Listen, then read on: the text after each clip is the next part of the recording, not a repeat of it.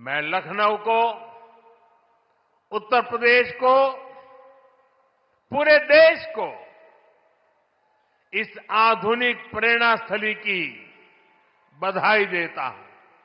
प्रधानमंत्री नरेंद्र मोदी खुद लखनऊ की सरजमी पे हैं।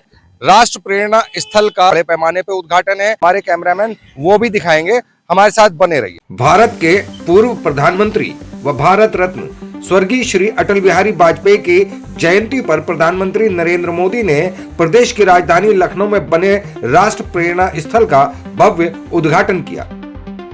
इस ऐतिहासिक अवसर पर प्रधानमंत्री ने राष्ट्र को समर्पित करते हुए कहा कि यह स्थल देश की भावी पीढ़ियों को राष्ट्रभक्ति, सेवा और सुशासन की प्रेरणा देगा। यह राष्ट्र प्रेरणा स्थल करीब 65 एकड़ क्षेत्रफल में फैला हुआ है। इस प्रेरणा स्थल में डॉक्टर श्यामा प्रसाद मुखर्जी, पंडित दीनदयाल उपाध्याय और पूर्व प्रधानमंत्री अटल बिहारी वाजपेयी की 65 फुट ऊंची प्रतिमाएं भी लगाई गई हैं, जिनका अनावरण प्रधानमंत्री नरेंद्र मोदी ने किया है। इस मौके पर तीनों महान विभूतियों के जीवन, विचार और राष्ट्र सेवा को समर्पित म्यूजियम का भी लोकार्पण किया गया। कमल के आकार के अत्याधुनिक म्यूजियम में डॉक्टर श्यामा प्रसाद मुखर्जी, पंडित दीनदयाल उपाध्याय और अटल बिहारी वाजपेयी के जीवन से जुड़े ऐतिहासिक दस्तावेज, चित्र, भाषण, विचार और स्मृतियों को रखा गया है। इस अवसर पर रक्षा मंत्री एवं लखनऊ के सांसद राजनाथ सिंह, उत्तर प्रदेश की राज्यपाल आनंदीबेन पटेल, मुख्यमंत्री योगी आदित्यनाथ, केंद्रीय वित्त राज्य मंत्री एवं उत्तर प्रदेश भाजपा अध्यक्ष पंकज चौधरी, उप मुख्यमंत्री केशव प्रसाद मौर्य, उप मुख्यमंत्री ब्रजेश पाठक सहित उत्तर प्रदेश सरकार के कई मंत्री, जनप्रतिनिधि, वरिष्ठ अधिकारी और बड़ी संख्या में नागरिक और जनता मौजूद रही। मुख्यमंत्री योगी आदित्यनाथ और प्रधानमंत्री नरेंद्र मोदी ने जनता को संबोधित करते हुए क्या कहा, आइए देखते हैं। आज हम सबके लिए एक गौरव का क्षण है जब आदरणीय प्रधानमंत्री जी का यशस्वी मार्गदर्शन और एक नई प्रेरणा हम सबको प्राप्त होने वाली है। भारत माता की उत्तर प्रदेश की राज्यपाल आनंदीबेन पटेल, यहां के लोकप्रिय मुख्यमंत्री योगी आदित्यनाथ जी, केंद्रीय मंत्रिमंडल में मेरे वरिष्ठ सहयोगी और लखनऊ के सांसद रक्षा मंत्री राजनाथ सिंह जी, यूपी भाजपा के अध्यक्ष और केंद्र में मंत्रिपरिषद के मेरे साथी श्रीमान पंकज चौधरी जी, प्रदेश सरकार के उप मुख्यमंत्री केशव प्रसाद मौर्य, ब्रजेश पाठक, उपस्थित अन्य मंत्रीगण, जनप्रतिनिधिगण, देवी और सज्जनों, आज लखनऊ की ये भूमि एक नई प्रेरणा की साक्षी बन रही है। इसकी विस्तार से चर्चा करने से पहले मैं देश और दुनिया को क्रिसमस की शुभकामनाएं देता हूं। भारत में भी करोड़ों ईसाई परिवार आज उत्सव मना रहे हैं। क्रिसमस का ये उत्सव सभी के जीवन में खुशियां लाए, ये हम सभी की कामना है। साथियों, 25 दिसंबर का ये दिन देश की दो महान विभूतियों के जन्म का अद्भुत सुयोग लेकर भी आता है। भारत रत्न अटल बिहारी वाजपेयी जी, भारत रत्न महामना मदन मोहन मालवीय जी, इन दोनों महापुरुषों ने भारत की अस्मिता, एकता और गौरव की रक्षा की और राष्ट्र निर्माण में अपनी अमिट छाप छोड़ी।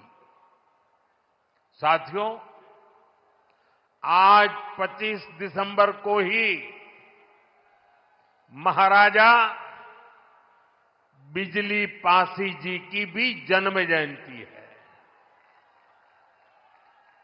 लखनऊ का प्रसिद्ध बिजली पासी किला यहां से अधिक दूर नहीं है।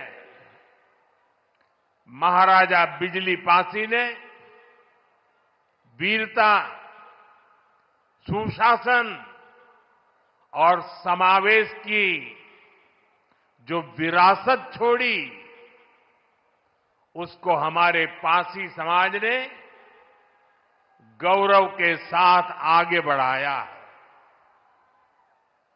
ये भी संयोग ही है कि अटल जी ने ही वर्ष 2000 में महाराजा बिजली पासी के सम्मान में डाक टिकट जारी किया था। साथियों, आज इस पावन दिन मैं महामना मालवीय जी, अटल जी और महाराजा बिजली पासी को श्रद्धापूर्वक नमन करता हूं, उनका वंदन करता हूं। साथियों, थोड़ी देर पहले मुझे यहां राष्ट्र प्रेरणा स्थल का लोकार्पण करने का सौभाग्य मिला है। ये राष्ट्र प्रेरणा स्थल उस सोच का प्रतीक है जिसने भारत को आत्मसम्मान, एकता और सेवा का मार्ग दिखाया है। डॉक्टर श्यामा प्रसाद मुखर्जी, पंडित दीनदयाल उपाध्याय जी और अटल बिहारी वाजपेयी जी, इनकी विशाल प्रतिमाएं जितनी ऊंची है, इनसे मिलने वाली प्रेरणाएं उससे भी अधिक बुलंद है। अटल जी ने लिखा था, नीरवता से मुखरित मधुबन, परहित अर्पित अपना तन मन, जीवन को शत शत आहुति में जलना होगा, गलना होगा, कदम मिलाकर चलना होगा। ये राष्ट्र प्रेरणा स्थल हमें संदेश देता है कि हमारा हर कदम, हर पग, हर प्रयास राष्ट्र निर्माण के लिए समर्पित हो। सबका प्रयास ही विकसित भारत के संकल्प को सिद्ध करेगा। मैं लखनऊ को, उत्तर प्रदेश को, पूरे देश को इस आधुनिक प्रेरणा स्थली की बधाई देता हूं। और जैसा अभी बताया गया और वीडियो में भी दिखाया गया कि जिस जमीन पर यह प्रेरणा स्थल बना है, उसकी 30 एकड़ से ज्यादा जमीन पर कई दशकों से कूड़े कचरे का पहाड़ जमा हुआ था। पिछले 3 वर्ष में इसे पूरी तरह खत्म किया गया है। इस प्रोजेक्ट से जुड़े सभी श्रमिकों, कारीगरों, योजनाकारों, योगी जी की और उनकी पूरी टीम को भी मैं बहुत बहुत बधाई देता हूं। साथियों, डॉक्टर श्यामा प्रसाद मुखर्जी ने देश को दिशा देने में निर्णायक भूमिका निभाई है। ये डॉक्टर मुखर्जी ही थे जिन्होंने भारत में 2 विधान, 2 निशान और 2 प्रधान के विधान को खारिज कर दिया था। आजादी के बाद भी जम्मू कश्मीर में ये व्यवस्था भारत की अखंडता के लिए बहुत बड़ी चुनौती थी। भाजपा को गर्व है कि हमारी सरकार को आर्टिकल 370 की दीवार गिराने का अवसर मिला। आज भारत का संविधान जम्मू कश्मीर में भी पूरी तरह लागू है। साथियों, स्वतंत्र भारत के पहले उद्योग मंत्री के रूप में डॉक्टर मुखर्जी ने भारत में आर्थिक आत्मनिर्भरता की नींव रखी थी। उन्होंने देश को पहली औद्योगिक नीति दी थी, यानी भारत में औद्योगिकरण की बुनियाद रखी थी। आज आत्मनिर्भरता के उसी मंत्र को हम नई बुलंदी दे रहे हैं। मेड इन इंडिया सामान आज दुनिया भर में पहुंच रहा है। यहां यूपी में ही देखिए, एक तरफ एक जनपद एक उत्पाद का इतना बड़ा अभियान चल रहा है। छोटे छोटे उद्योगों, छोटी छोटी इकाइयों का सामर्थ्य बढ़ रहा है। दूसरी तरफ यूपी में बहुत बड़ा डिफेंस कॉरिडोर बन रहा है। ऑपरेशन सिंदूर में दुनिया ने जिस ब्रह्मोस मिसाइल का जलवा देखा, वो अब लखनऊ में बन रही है।